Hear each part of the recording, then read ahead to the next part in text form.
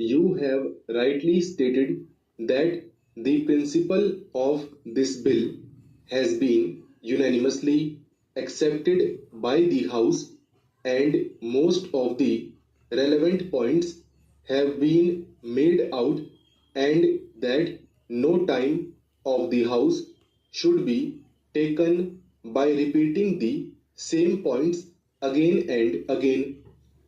One of the points on which I want to lay stress, and which is being disputed again and again by the Treasury benches, is the question of cottage industries.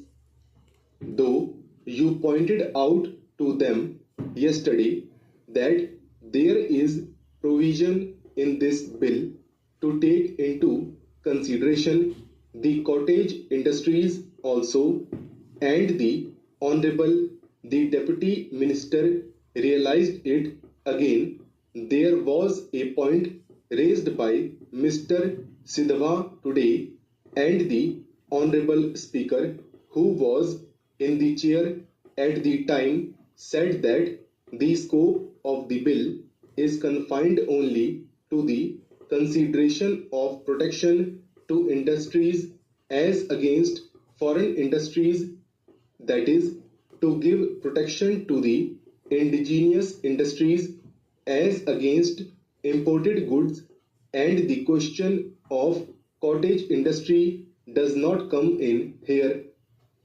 The Honorable Deputy Minister vetoed this.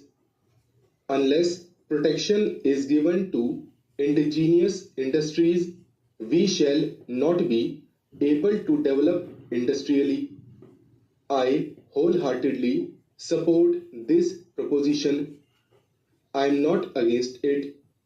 When I speak of cottage industries, I do not for a moment think that our country should not be developed on the same lines as the other countries in the world. I want that every villager should have the same amenities that we sitting in this house have. Every villager should have these furnitures, fittings, houses, and so on. The only thing is that the existing economy should not be disturbed and sacrificed before substitute arrangement is made.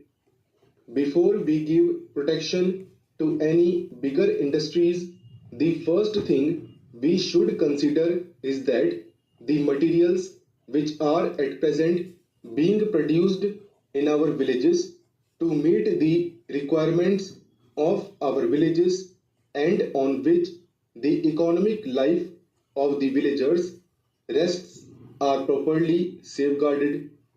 We should see that we have sufficient quantity of consumer goods to meet the necessities of all people in the country, and nothing is done merely in the interest of 10% of the people at the sacrifice of existing village economy before making sure of some better substitute.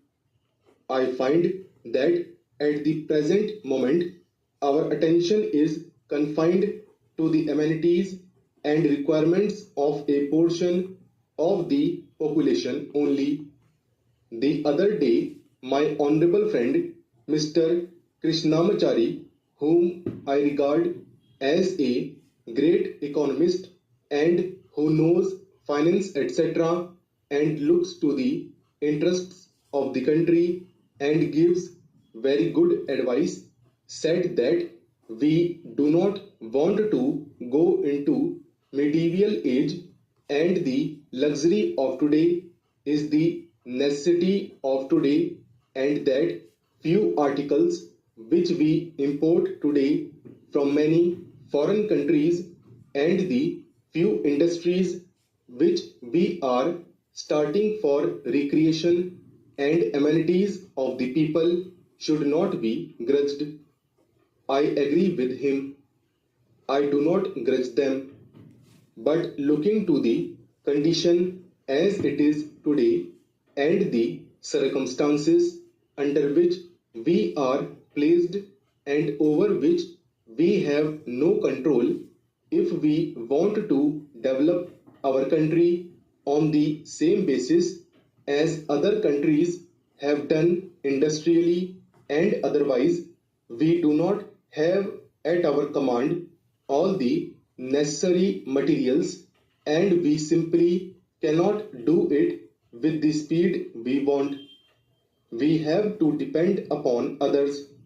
So, at least during the transitional period, it may be that the necessities of yesterday may have to be regarded as the luxuries of today and for some time have to take to austerity to be squarely distributed. I welcomed this bill most heartily when I went through it, but when the Deputy Minister was speaking, he probably overlooked or gave scant attention to one point. I am referring to Clause 12 in regard to the reference of the Commission on matters arising out of protection. Of the things mentioned, there are different sectors of the country's economy on which the Commission may inquire and report. Whenever we start new industries and give protection to them, this clause is always neglected. It should not be merely that the central government may also refer, but they must refer to this as one of the conditions under clause 14. When the Fiscal Commission recommends that this tariff commission should take so many points into consideration, the different sectors of the country's economy must be one of the points that must be taken into consideration. The other day, there was a question about the acquisition of the Vishakhapatnam shipping yard. When we had to pay rupees 2 to 3 crores for acquiring it, one of the points we took into consideration was the unemployment of 4,000 workers, and for keeping them in employment, we suffered a loss in view of the agitation that was carried on. We sacrifice the existing necessary supply of the villagers and throw them out of employment without making any arrangement for their substitute requirements and without providing them with alternative employment.